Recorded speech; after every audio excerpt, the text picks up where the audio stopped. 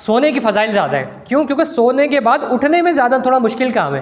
تو جب انسان تھوڑی سی مشقت اٹھاتا ہے نا، سو کے بعد اٹھتا ہوا، آخری پہر کی میں نے آپ کو بتا دی فضیلت زیادہ ہے، تو اس کا جو ہے زیادہ ثواب ہو جاتا ہے. ورنہ تو ایسے بزرگ گزرے رات کو، یعنی عشاء کی نماز سے بتاتے ہیں کہ جو فجر کی نماز، عشاء کے وضو سے فجر کی نماز پڑھی، یعنی ساری رات سوئے نہیں، ساری رات جاگ کے عبادت کری. رمضانوں میں ہوتے ہیں ہم، جاگنے والی راتیں ہوتی ہیں ہم ساری ارے لوگ شادیوں کے دن جو ہے نا، شادی کے دنوں کے اندر ساری رات بیٹھ کے باتیں کرتے ہیں، اپنے فضولیات میں وقت گزارتے ہیں. تو یہ بھی تو جاگتے ہیں. تو آپ سو جاؤ، ٹائم پہ سو جاؤ، عشاء سے پہلے کھانا کھا لو، عشاء کی پڑھ کے فوراً سو جاؤ، آرام سے تہجد میں آنکھ کھلے گی. اور پھر گڑ گڑا کے دعا کرو. 2 نفل پڑھو، 4 نفل پڑھو، 6 نفل پڑھو، 8 نفل پڑھو، گڑ گڑا کے اللہ سے دعا کرو.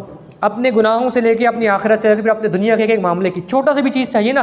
یا اللہ کل میں کالج جاؤں گا، کالج میں جو ہے نا میرا جو ہے نا بہت اچھے سے پڑھائی، میری بہت اچھی سے مجھے پڑھنے لگوں، بہت اچھے سمجھ میں آنے لگے.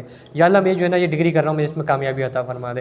پھر یا اللہ مجھے جو ہے نا اچھی جاب دلوا دی. یا اللہ مجھے جو ہے رزق میں برکت عطا فرما.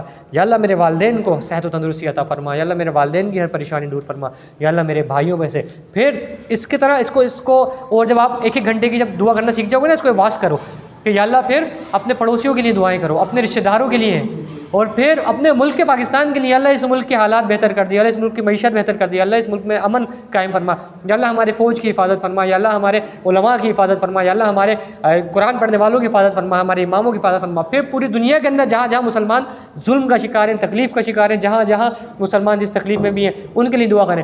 پھر پوری دنیا کے انسانوں کے لیے دعا کریں، یا اللہ ساری انسانیت کے اندر ہدایت کو عام کر دیں، سب کو ہدایت دے دیں. ارے بڑے بڑے ہم لوگ ان کو جانتے ہیں نا، مثال ہے بڑے بڑے ایکٹرز ہیں، ہم جانتے ہیں ان کو جو ہے نا، ہالی ووڈ کے ایکٹر، بالی ووڈ کے، ان کے لیے دعا کر لو بھائی. اللہ کے بندے ہیں نا، وہ بھی نبی کی امت ہی ہے نا. یا اللہ ان کو بھی ہدایت دینا، ان کو دین اسلام پر لیا. یا اللہ ان کو ایمان پہ چلنے والا بنا دے. اور یہ اتنی آسان ہے، مجھے اس کی موٹیویشن بڑی اس سے ملے. ایک تو مجھے 2 چیزوں سے بڑی موٹیویشن ملی. ایک تو یہ کہ بغیر حساب کتاب کے جائیں گے. ہم تو دعا کرتے تھے اور میرے سامنے اللہ نے یہ بات لیا ہے کہ اللہ یہ ایک طریقہ مل گیا. تو اب کیا کرو بھائی، آپ کو سستی ہوتی ہے نا. کبھی کبھی میں ہوتا ہوں، جیسے کل میں نا صبح 5 بجے سے لے کے رات 10 بجے تک مصروف تھا. اتنا تھک گیا تھا کہ رات کو میں نے عشاء کی نماز پڑھی، اور میں رات کو جو ہے سونے کے لیے لیٹتے لیٹتے مجھے تقریباً نا 12 بجنے والے تھے، 12 بج گئے نا. تو اب مجھے اندازہ تھا کہ میں اتنا تھکا ہوا ہوں کہ میں آج نا تہجد میں نہیں اٹھ پاؤں گا. میں نے کوشش کی، اور میں آپ کو یہ بتا رہا ہوں موٹیویشن کے لیے بتا رہا ہوں کتنا آسان ہے، صرف اس لیے بتا رہا ہوں.